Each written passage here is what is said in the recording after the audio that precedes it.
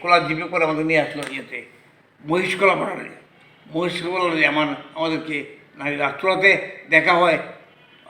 আমাদের সাবেক সেক্রেটারি আশরাফুল ইসলাম, আব্দুল রাজ্জাক ভাই এবং আব্দুল হামিদ সাহেব আমাদের হাতে ছিলেন, এবং আমাদের মুজিবুর রহমান সাহেব ভাই, সোহাদ ভাই, এদের সাথে আমার পুরা দেখা হয়। সেখানে কথাবার্তা হয়, তোমরা আমাদেরকে নামিয়ে দেওয়া হয়, তুলে দেওয়া হয়। সেখানে আমরা এই মহিষকলা এসে আমরা একটা নৌকায় করে একদিন রাত্রে থাকা যেমন পর নৌকায় করে আমরা আমাদের নিজস্ব এলাকা জামালগঞ্জ, ধরমপাশা দিরাই, মধ্যনগর, এই সমস্ত এলাকায় আমরা যুদ্ধ করার জন্য আমাদেরকে এলাকায় দান করে দেওয়া হয়। আমরা সেখানে আসলাম এবং আমরা সারা বর্ষা নৌকা যুগে বর্ষায় বিভিন্ন এলাকায় ধরমপাশা, কোনো সময় মধ্যনগর, কোনো সময় জামালগঞ্জ, কোনো সময় দিরাই, আমরা লাস্ট দিকে শেষের দিকে আমরা ডিসেম্বরের 15-16 দিকে আমরা গেলাম দিরাই গিয়ে দেখলাম যে সেখানে মুক্তিযোদ্ধারা অনেক আছে, যার তারা আটগাঁও এই একটা মুক্তিযোদ্ধা ক্যাম্প ছিল, আটগাঁও থাকতো, এবং অনেক মুক্তিযোদ্ধা ছিল, 20 জন একটা মুক্তিযোদ্ধা ক্যাম্প ছিল, এখানে অবস্থান করতো জগজ্যোতি ভাই বা আরও অনেক।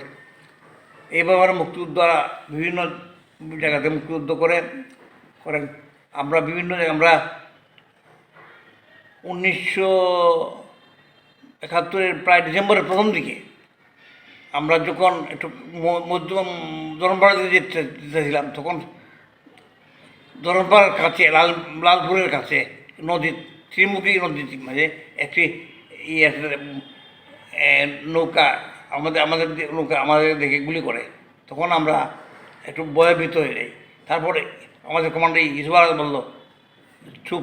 2টা গুলো করার পরে ইসুফ আলাদ এটা ফায়ারিং করে এটা জবাব দিল পরে নৌকাটা আমরা বললাম ইসুফ আলাদ দিয়েই নৌকাটা তীরে বিলল পরে ইসুফ বললো উপরে সবাই উপরে উঠে যাও। তখন আমরা সবাই উপরে উঠলাম অস্ত্র নিয়ে। তারপরে একদম 5 মিনিট গুলি করার পরে আমরা ফায়ারিং শুরু করলাম অপোজিট থেকে।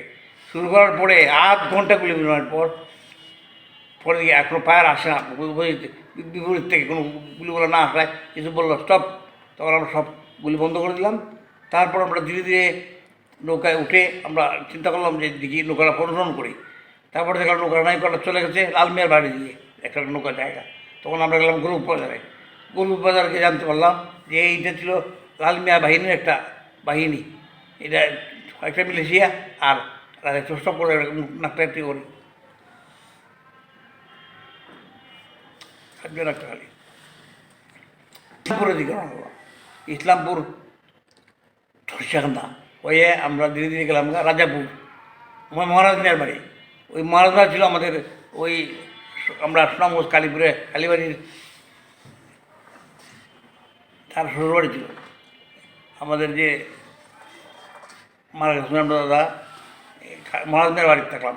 মেলা 2 দিন থাকার পর আমরা ধীরে ধীরে আমরা জামালগঞ্জের দিকে নৌকা ছাড়লাম। নৌকা থেকে আমরা ধীরে ধীরে যাওয়ার পরে আমরা ফেরারবাগ এসে আমরা মুজিববার বাড়িতে আমরা ক্যাম্প করলাম। 4-5 দিন 7 দিন থাকার পরেই শুনলাম যে 6 ডিসেম্বর চলে আসলো। 6 ডিসেম্বরে সুনামগঞ্জ স্বাধীন হয়ে গেল। তখন আমরা ধীরে ধীরে আমরা জামালগঞ্জের দিকে রওনা করলাম। জামালগঞ্জ এসে আমরা জামালগঞ্জের মুক্তিযোদ্ধার সাথে আমরা সবাই একসাথে বিজয় মিছিল অস্ত্র ঢাকা আখাড়ের দিকে তাক করেই আমরা বিজয় মিছিল করলাম মানুষের সাথে, এবং মুক্তিযোদ্ধারা এবং জনতা একসাথে মিলিয়ে আমরা বিজয় মিছিল করলাম জামালগঞ্জে। তারপর আমরা ধীরে ধীরে সুনামগঞ্জের দিকে চলে আসি। সুনামগঞ্জ আসার পর আমরা সুনামগঞ্জ রাহাত মঞ্জিল, এখানে একটা ক্যাম্প ছিল আমাদের মুজিব বাহিনী, এই ক্যাম্পে আমরা অবস্থান করি। তারপর আমরা ধীরে ধীরে জাজির বাড়ির দিকে চলে যাই, এবং 1972 সালে 10 ডিসেম্বর বঙ্গবন্ধু এই দেশে আসার পরে আমরা 10 জানুয়ারি এই দেশে আসার পর আমরা 31 জানুয়ারি বঙ্গবন্ধুর কাছে ঢাকা স্টেডিয়ামে অস্ত্র সমর্পণ করি। বঙ্গবন্ধুর কাছে আমরা এই দেশে একটি গণতান্ত্রিক অসাম্প্রদায়িক বাংলাদেশ নির্মাণের জন্য আমরা মুক্তিযুদ্ধ করি। আমরা কোনো এই পাঞ্জাবিরা এদের দখল করে নিব এই নিয়ে যাবে এইটার বিপরীতেই আমার দেশকে রক্ষা করার জন্য আমার মাতৃভূমিকে রক্ষা করার জন্য আমি মুক্তিযুদ্ধ চাই। আমার দেশ কেন উন্নয়ন নিয়ে যাবে, দখল করবে? এই স্পৃহা থেকে, এই সেন্টিমেন্ট থেকেই আমরা আমার দেশ রক্ষার জন্য আমরা মুক্তিযুদ্ধ করি। এবং আমরা মনে করি এই দেশটা আমার, এই বাড়ি আমার, এই মাটি আমার, এই আমার, যার কারণে আমরা 30 লক্ষ মা বোনের অর্জিত বাংলাদেশকে আমরা আবারও এই সুনামগঞ্জ 46 ডিসেম্বর আগে আমরা চাই একটা জঙ্গিমুক্ত, সন্ত্রাসমুক্ত, একটা সুন্দর অসাম্প্রদায়িক অন্যান্য বাংলাদেশ নির্মাণ করব, এইটা আমাদের প্রত্যাশা। আগেও আমাদের এই উত্তরা ছিল, কিন্তু যে কোনো কারণে আমাদের এই রাজাকার আলবদরা এই দেশের মানুষের মাঝে কাশ্মীর থেকে এই তার পাকিস্তান এজেন্ডা বাঁচতে করার জন্য আবার এই বঙ্গবন্ধু কন্যা শেখ হাসিনাকে পতন ঘটালো। বর্তমান পরিস্থিতি বা বর্তমান যে পটভূমি, এতে আপনাদের মুক্তিযুদ্ধে একজন মুক্তিযোদ্ধা হিসেবে আপনার বক্তব্য কী? আমরা মুক্তিযোদ্ধা, আমাদের 71 সৈনিক, আমরা আমাদের অনেক রক্তের বিনিয়োজিত বাংলাদেশ। এই বাংলাদেশকে রক্ষা করা, বাংলাদেশের পতাকা রক্ষা করা, বাংলাদেশ স্বাধীনতা রক্ষা করা এবং জয় বাংলা স্লোগানকে যে স্লোগানকে ভিত্তি করে আমরা মুক্তিযুদ্ধ করেছি, এইগুলোকে রক্ষা করা, এগুলোর ভিত্তিতে এই দেশকে স্বাধীন করেছি। এবং এই স্বাধীনতার যে অঙ্গীকার ছিল আমরা একটা অসামরিক বাংলাদেশ নির্মাণ করা। তাই আজকের এই প্রেক্ষাপটে দেখা যায় যে জঙ্গিবাদ, সন্ত্রাসবাদ ব্যাপকভাবে বিস্তার লাভ করেছে বাংলাদেশও।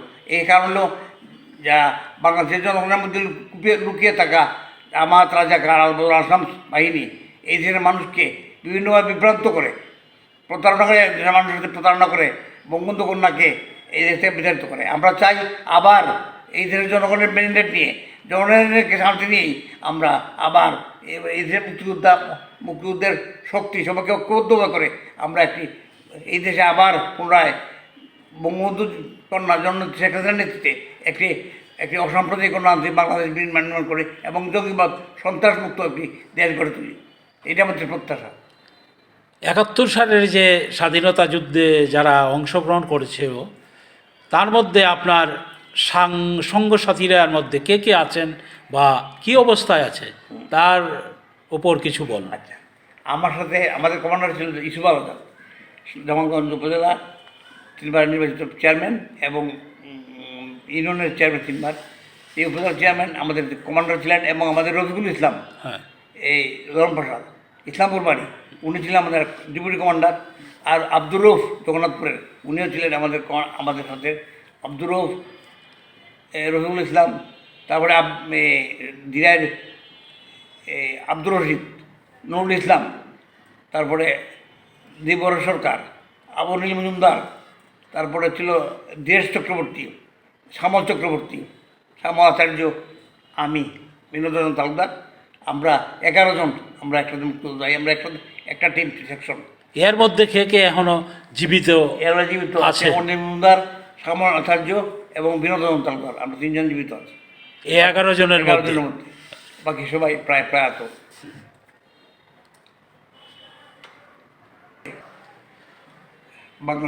বাংলাদেশ সরকার, এই মুজিবনগর সরকার এই মুক্তিযোদ্ধাদের যথেষ্ট সাহায্য সহযোগিতার জন্য চেষ্টা করে, এবং তারা ভারতীয় সরকারের সহযোগিতায় আমাদের মুক্তিযোদ্ধাদের প্রশিক্ষণ সহ অস্ত্র শস্ত্র সব কিছু আমাদের সরবরাহ করে ভারত সরকার।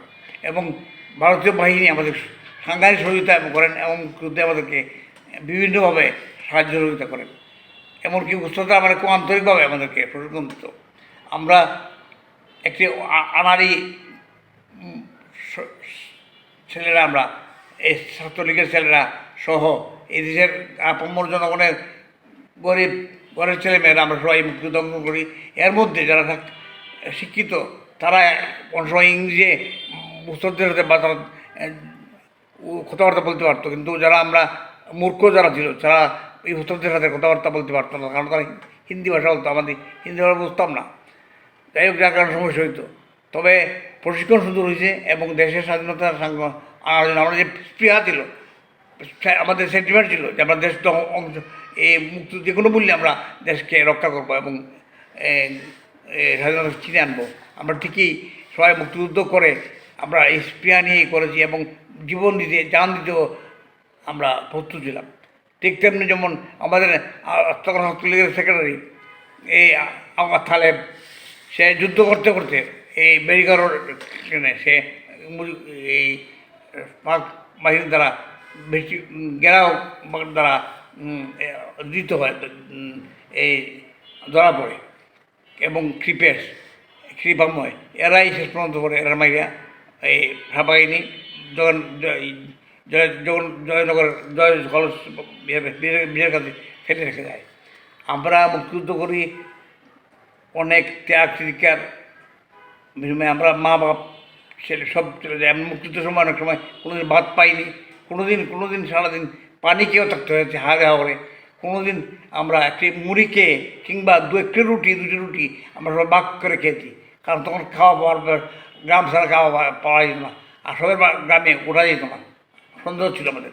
আমরা কেউ বাড়ি করতাম না, আমরা যে কিছু খাবার টাবার নিয়ে আসতাম ইন্ডিয়া থেকে, যা আনতাম তাকে খেতাম এবং মানুষের বাড়িতে খেয়ে অনেক সময় পরিচিতজনের কাছে আমরা ভাত খেয়েছি, কেউ বাড়িতে ভাত খেয়েছি। কষ্টে আমরা মুক্তিযুদ্ধ করেছি। জীবন যুদ্ধের একটা স্মরণীয় ঘটনা বা যে কোনো রণাঙ্গনে আপনি যুদ্ধ করছেন, ওই যে গ্রুপপুরে এছাড়া আর এমনি কোনো যুদ্ধের আবার বলি আমাদের যুদ্ধ কৌশল ছিল, ট্রেনিং ছিল টু অ্যান্ড ফ্রো, ইংরেজি বলতে টু অ্যান্ড ফ্রো, অর্থাৎ মার না এবং বাগ না, অর্থাৎ মাইরা বাগ গেইটায়। আমরা কিন্তু ফ্রন্ট ফাইটার না, আমরা গেলে প্রশিক্ষণ দেওয়ার অর্থ ছিল আমাদের ফ্রন্ট ফাইটার না। আমি ফ্রন্ট ফাইটার একটা করে দিনে ছোটো দিনে ফ্রন্ট ফাইটার ট্রেনিং দেওয়া যায় না, তাহলে যে আমরা ট্রেনিং দিল করি না। তুমি ট্রেনিং দিবা একটা গুলি মারবায়, হেরায় হাজার মারবো, তুমি বাগ গেইটায়। আমরা এই টু অ্যান্ড ফ্রো বৃত্তি আমরা এই হিডেন রান বলতে আমরা যুদ্ধ করি, যার কারণে আমরা ফ্রন্ট যুদ্ধ করি নাই। অনেক সময় বিপদে পড়ে যদি সামনে পড়ে যায় তখন আমরা যুদ্ধ করতে বাধ্য হই, যুদ্ধ করি। যেমন যোগজিৎ সাহেব বাধ্য হয়ে যুদ্ধ করছে এবং যুদ্ধ করে মৃত হয়। তাহলে যুদ্ধক্ষেত্রে গিয়া দিতে হয়, কিন্তু আমাদের ট্রেনিং ছিল যুদ্ধ তুমি ফ্রন্ট ফাইটে যুদ্ধ যাবেন না, কারণ তুমি ফ্রন্ট ফাইটার না, তুমি হলে হিডেন রান যুদ্ধ, তুমি মারমায় এবং বাগ্যে আইবে, যাতে তোমার কিছু ক্ষতি না হয়, হেরা অত্যন্ত বেশি। এইটা আমাদের যুদ্ধের কৌশল ছিল। যদিও অনেক সময় বিপদে পড়ে আমরা যুদ্ধ করতে বাধ্য হয়েছি অনেক ক্ষেত্রে, কিন্তু আমরা ট্রেনিং কিন্তু ফ্রন্ট ফাইটের যুদ্ধ ট্রেনিং ছিল না আমাদের। তবে আমরা চাইছি যেহেতু স্বাধীনতা আনতাম, আমরা আমাদের যে চেতনা এবং ভারতীয়দের সহযোগিতা মিলেই আমরা এই দেশকে স্বাধীন করতে পেরেছি।